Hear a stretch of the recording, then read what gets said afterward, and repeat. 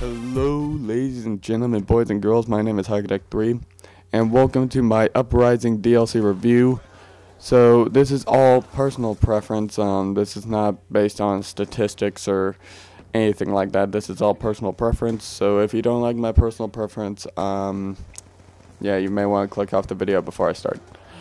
But if you're still here, let's get started. So the first multiplayer map that I wanted to talk about is Studio.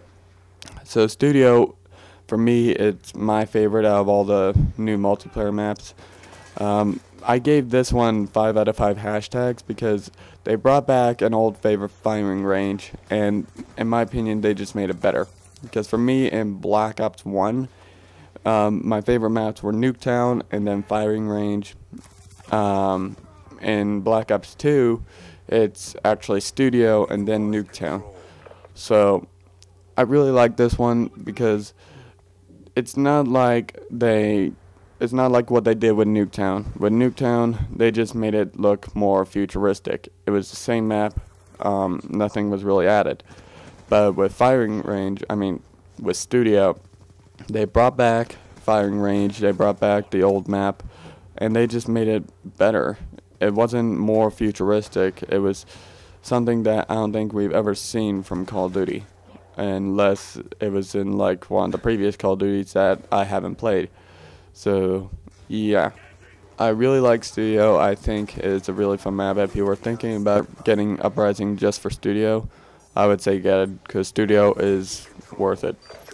The next map, Encore. This one I gave 4 out of 5 hashtags because it really reminded me of the first Strike map, Stadium. Obviously because, well, Encore, you're in a stadium in London, and then Stadium from Black Ops 1, you were at a ice hockey arena.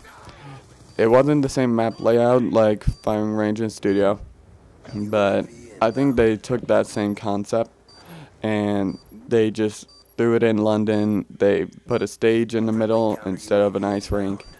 And for me, it's a fun map, but at the same time, I'd rather play on Studio. So the next map, Magma. I gave this one 4 out of 5 because when I was watching the Uprising DLC trailers and they were talking about Magma, they made it look so cool.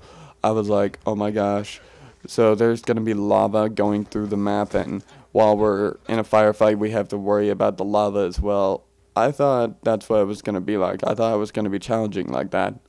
But it really didn't play like a really challenging map when I got on it, because the lava is really easy to avoid.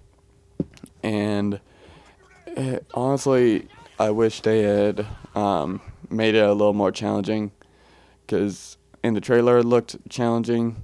Like the volcano would erupt and you would have to worry about the lava going through the streets, but yeah, they did not do that, which just disappointed me. And then the last map, Vertigo. Vertigo I gave 4 out of 5 hashtags. If you guys have seen Star Wars, and I can't remember what the name of the Sky City was, but Vertigo, that's what it reminds me of. It reminds me of the Sky City from Star Wars. I'm sure I'm not the only one on this, but yeah, I like it, but at the same time, I'd rather play on Studio. So yeah, if you're planning on getting it for the multiplayer maps, I would say get it for the multiplayer maps, because the multiplayer maps are worth it. Now the 2 zombies maps, Cell Block and Mob of the Dead. Cell Block, I would give this one 4 out of 5. It's a really fun map. It's probably my favorite Grief map, and because of that map I'll probably play Grief a little more.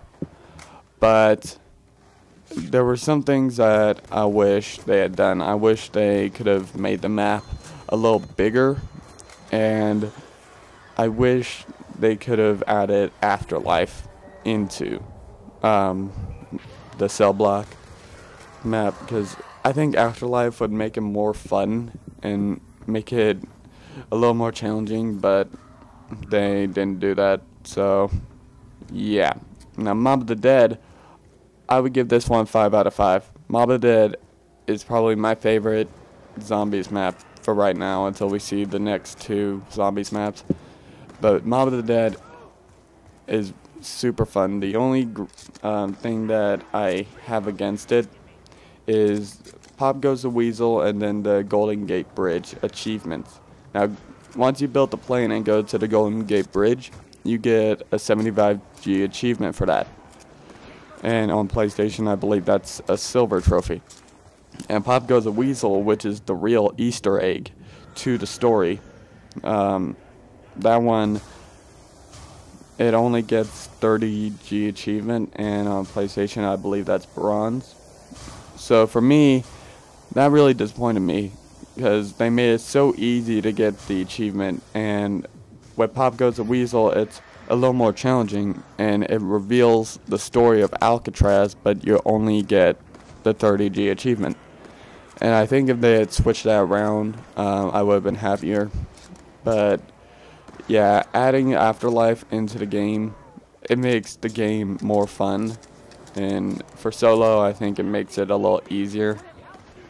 But yeah, if I had to give, well, I am giving the Uprising DLC a rating, I would give it 4 out of 5 hashtags. And for those people who are asking, Hockey Duck, you say it's 4 out of 5, but is it worth it? Honestly, yes, it is worth the money.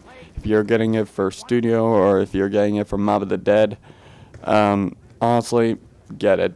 It is a great map. All of them are great maps, and this is just a really fun DLC. So anyways, guys, that's it. Hope you guys enjoyed. If you did, smack that like button. It helps me out a lot. And that is it. And I will see you guys on Wednesday for Hardcore Mod Survival Episode 2. This your boy, Hogduck3, and I'm out. God bless.